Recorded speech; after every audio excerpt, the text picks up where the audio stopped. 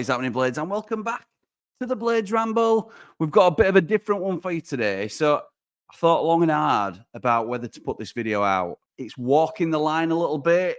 I like, when I'm thinking about content ideas, I always try and put myself in, what would I want to see? What would I want to know about? What would I find interesting content? What would I watch if I was a viewer of someone else's channel? And I think this falls into that category. So today I'm going to be talking about what really happened with the Prince Abdullah interview. And I've seen loads of different things online. Did he put the questions to you? I bet he's cut a load of stuff out. Why didn't you ask him this? Why didn't you ask him?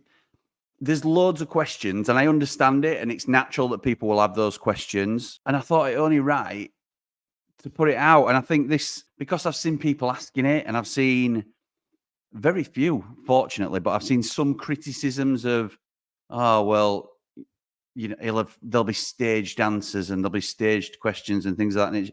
Well, I'm here to clear it all up today, and I'll let you know exactly how it went down, warts and all. And this is a genuine account of how things happened, starting at the beginning.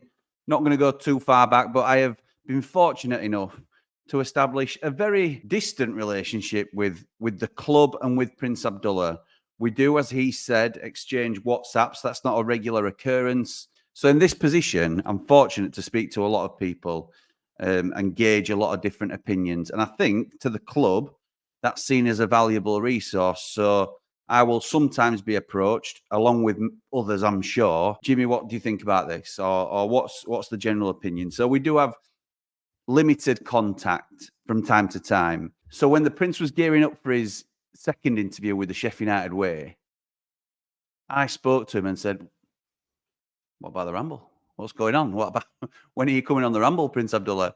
Listen, if you don't shoot your shot, you're never going to score, are you? I had a pop at goal, and fortunately, it tucked into the bottom corner, just trickled over the line. He said, look, I've agreed to go on Sheffield United Way and talk about it. I think it was the end of the summer, and I'll come on the Ramble in January time. And by then, I might not even be the owner. So there will be some stories to talk about, which I thought would be quite good. But obviously, that's not been the case. So as the time comes closer, and we'd not really agreed a date or anything like that, we just sort of roughly said January time. Obviously, there was no change of ownership. He was still going to be in charge when it came to our interview.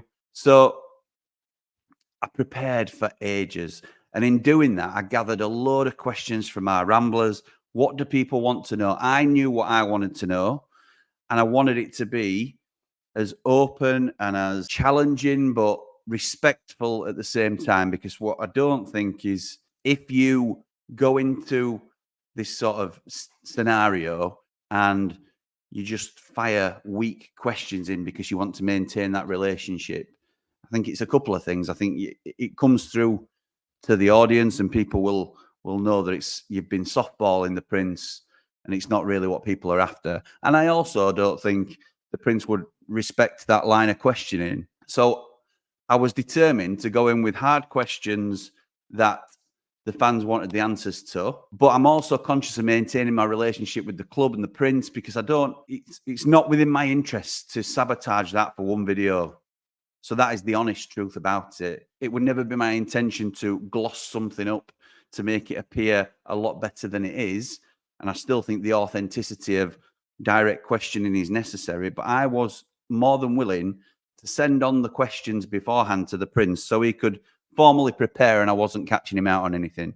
I'd still be asking him directly about things like Illiman and the finances and other things like that, but he'd be aware of the questions so he could prepare, and I wasn't trying to catch him out in that sort of respect. So as it came close to the time, the Prince suggested a couple of dates, and we picked one, and I said, right, I've got a load of questions for you. I'll fire them over as and when you're ready. And he was just like, no, I don't want to know. I don't want to know. And that's the honest truth. He didn't want to know the questions. He said, let me know the topics so that I know what areas, because if I need to get an update from another area of the club, that might be in the development of the hotel and things like that. But if you need to know any information on certain things, I might have to ask specialists. But if it's anything on contracts, transfers, player negotiations, anything like that, he says, I can just answer it, no problem. Brilliant. Right, okay, I'll send you. So I sent him a list of about 10 topics that we were going to cover, and it were as vague as finances, club communication, transfers. It was just overarching subjects. So for me, that was really refreshing that it wasn't pre-planned in that respect. He didn't know what specific questions I was going to ask him, which again, I think a lot of people may not have expected or understood. The one thing he was keen to stress to me was nothing is off the table. He said, I want to get everything covered. So any questions that you've got, I won't refuse to answer any of them. Just fire at what you've got at me. And that's what I tried to do. And hopefully you feel like I did that. Now I missed out, and this was my error because I didn't ask the question. I missed out injuries because at one stage we had such, and listen, we're not great at the moment, but we had such an injury crisis that I believe whilst Hecky was still here, we were looking at an investigation. I don't believe that's now the case, but my own fault. I didn't clarify it. So it wasn't something that was intentionally omitted. It was in the midst of all the questions that I had. I'd missed it. It wasn't something that anybody directly asked me to ask him about, and I hadn't thought on to ask him about it. But I tend to think that was the only thing that we missed in the interview, was that clarity around what his thoughts were on the reasoning behind our injury crisis. Put myself under a little bit of pressure as well because I wanted to ask everything that I had, and I knew it'd take some time, but I didn't want to rush him on any answers. I wanted to obviously afford him. He's giving his time for absolutely nothing. He doesn't need to come on my channel. We're not a huge channel. We haven't got 4,000 subscribers at the time of recording, so it's potentially limited to where it can get to. So there's not. He's doing me a massive favor by coming on our channel, and I'm aware of that, and I'm appreciative of that. But I kept him for well over an hour, and not once did he say, Jimmy, I've got to go. Jimmy, I've got to, can you stop there? Can you not record this? Can you not do that? He just spoke. And the one thing I insisted upon, and this was me insisting upon it rather than the Prince asking for it, I said, I want to send you this. I'm going to edit it, and I'm going to, as in, so it's the finished article, how I would release it. So I'd do it my normal polished edit, polished as much as it can get polished on the Ramble, and then I'll send you it, and then give it a watch, and anything that you're unhappy with at all, I will take out. Because the one thing I don't want to do is jeopardize anything at the club. So he talked about certain players' wages. If he didn't want that in, then he had the chance to omit it. There was one thing that came back that he wanted taking out, and he didn't ask specifically for it to come out. He said, I've sent it on to certain people, and the only advice that he had back was when we were talking about transfers and we were talking about relegation, he clarified what the deficit would be for us to clear as a club. He gave that figure in his answer.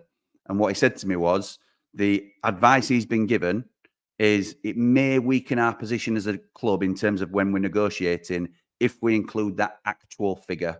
So clubs will know what we have to achieve to get to our break-even point, if you like. He said, but Jimmy, it's up to you. You can keep it in if you want. I'm not going to ask you to take it out. Well, if I think for a second that I'm potentially damaging our club by revealing something that they're not comfortable, not 100% comfortable with, then I'm going to remove it. So, of course, that was omitted from the final cut, but that was the only item in the whole interview that was removed. So it came back, I chopped it up, put it into two parts, omitted the one element that I said I'd take out, and then released it. And it's been, a really positive reaction, which I'm very grateful for. And that, what you saw on film is genuinely how Prince Abdullah is. And I think that came through, and I'm really pleased that that came through in our interview. I don't think Prince Abdullah came on the Ramble to change people's opinion of him, but I certainly would like to think that it's gone some way towards people understanding what motivates him and that he genuinely cares about the club. I think, like a lot of us tend to think, the only thing that Prince Abdullah can't offer us is more finance. And if that's the only crime you're guilty of, then we're all in the same boat, aren't we, really? So I again thank Prince Abdullah for his time. And I thought it was only right that I came on and clarified some of that really, and that may surprise some of you, and it may not surprise others. On the Ramble, you know, we'll always come and be open and honest about things, and that is genuinely what happened. So I want to say thank you to our sponsor of today's video. That is Jimmy's Caravan in Filey, that is now open for bookings from March 2024 at Primrose Valley. We haven't got an official sponsor for this video, so if you want to book my caravan and make me very happy, then you can do. Also, I want to wish my brother all the best in his training for the Rob Burrow Leeds Marathon. He's running for Mind charity, and I'm going to put his link in the video description if anybody's touched by mental health concerns or anything like that and would want to donate. That's completely up to you. But I just want to say I'm very proud of you, pal, and fantastic cause that you're doing it for. Well done, and we're all behind you. We'll be back with more transfer news, rumours, and updates soon enough. But for now, come on, you red and white wizards. Up the blade! Ramble on!